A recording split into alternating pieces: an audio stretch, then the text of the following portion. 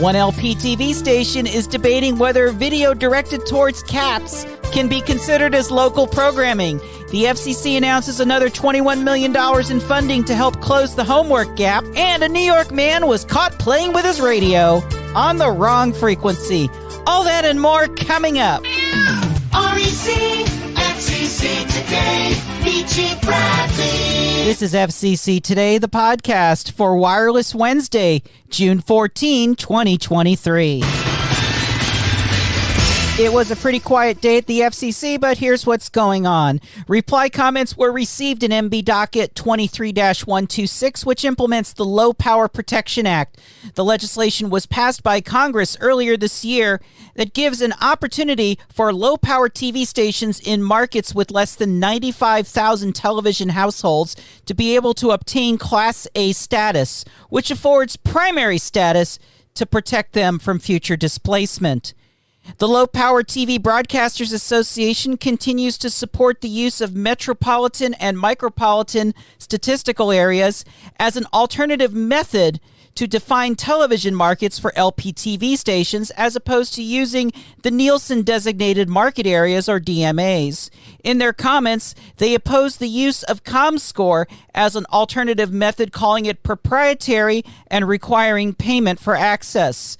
They also oppose any regulations that would strip the Class A status from any station in situations where, at no fault of the station, there are changes in the market, such as a change in market boundaries or an increase in television households above the 95,000 threshold. They stated that such a regulation would be fundamentally and capricious and undermine the future economic viability of the stations. They also oppose the NAB's suggestion that Class A stations should be required to make annual reports to recertify their eligibility along the line of local programming and hours of operation.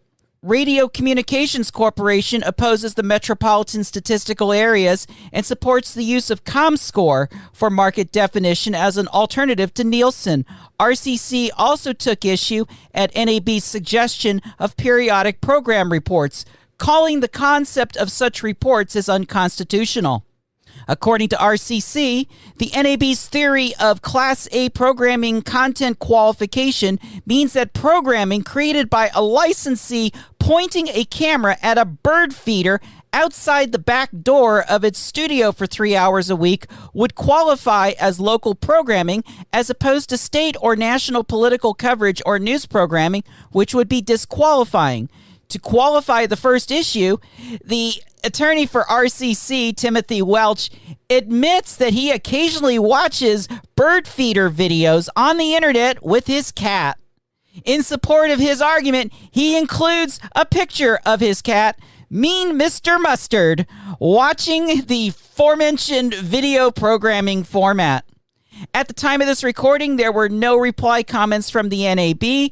REC did file reply comments, and those comments were discussed on yesterday's episode.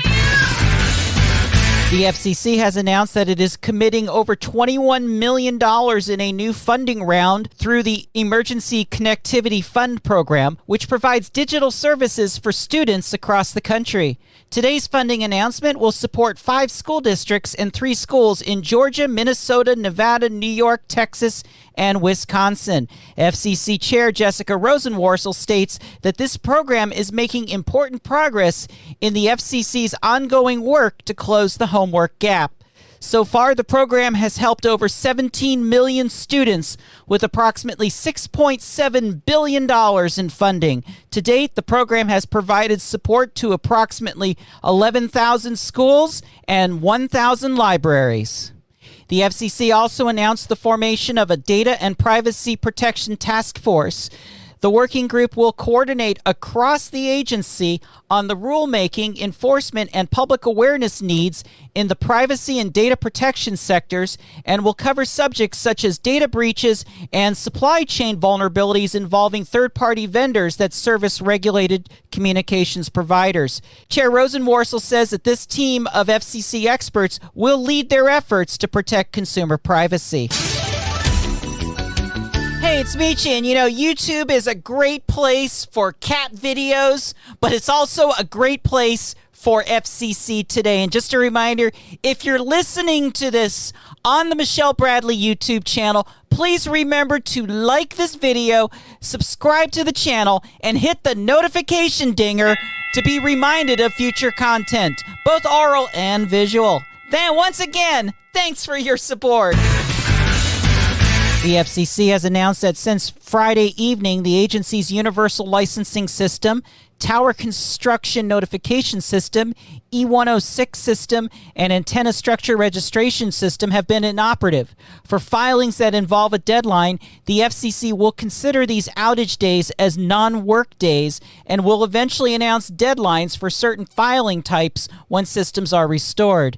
The ULS is used for various Wireless Telecommunications Bureau filings, including the amateur radio service. The Tower Construction and E106 systems are used for historic preservation reviews under a national programmatic agreement with state historic preservation officers. A notice of unlicensed operation and notice of harmful interference has been sent to Stacy Snell of Utica, New York, based on a complaint received by the Herkimer County Office of Emergency Services. FCC Region 1 Field Enforcement investigated interference that was being received on their police dispatch frequency 155.61 megahertz. On March 24, an enforcement agent determined that Snell was making the transmissions from his residence. Such unlicensed operation is in violation of Section 301 of the Communications Act. Snell has 10 days to respond to the notice on the steps that are being taken to prevent future unauthorized operation.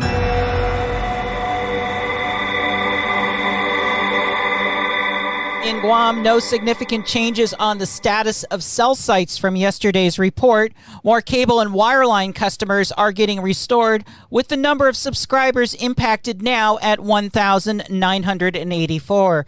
The FCC has granted DoCoMo Pacific a 6-month waiver from a requirement in Auction 904, the Rural Digital Opportunity Fund, that requires fund recipients to have a letter of credit from a bank with a Weiss Bank safety rating of B- or better. DoCoMo states that their current bank, the Bank of Hawaii, has been recently downgraded to a rating below a B-. As DoCoMo operates in Guam and the Northern Mariana Islands, they stated that they do not have the resources to collaborate with another bank that provides services to the typhoon-affected area. Consistent with past precedents and further compounded by the recent disaster, the FCC has granted a waiver of Section 54.804 C21B until December 6, 2023. The Disaster Information Reporting System remains activated for Guam. FCC Today. FCC Today, the podcast, has been a production of REC Networks. Always on at recnet.com. The podcast is available through Podbean, TuneIn, Apple Podcasts, iHeart, and on the Michelle Bradley YouTube channel. If you're watching on YouTube, please like and subscribe to this channel. Hit the notification dinger to be informed of new episodes. Keep up to the minute with events around the Media Bureau at FCC.today. If you need assistance with an FM broadcast facility, LPFM, full service, or translator, call 202-621-2355. I'm Michelle Bradley, SBE certified broadcast technologist. Time to go downstairs and pet the cats. Thanks for listening. REC.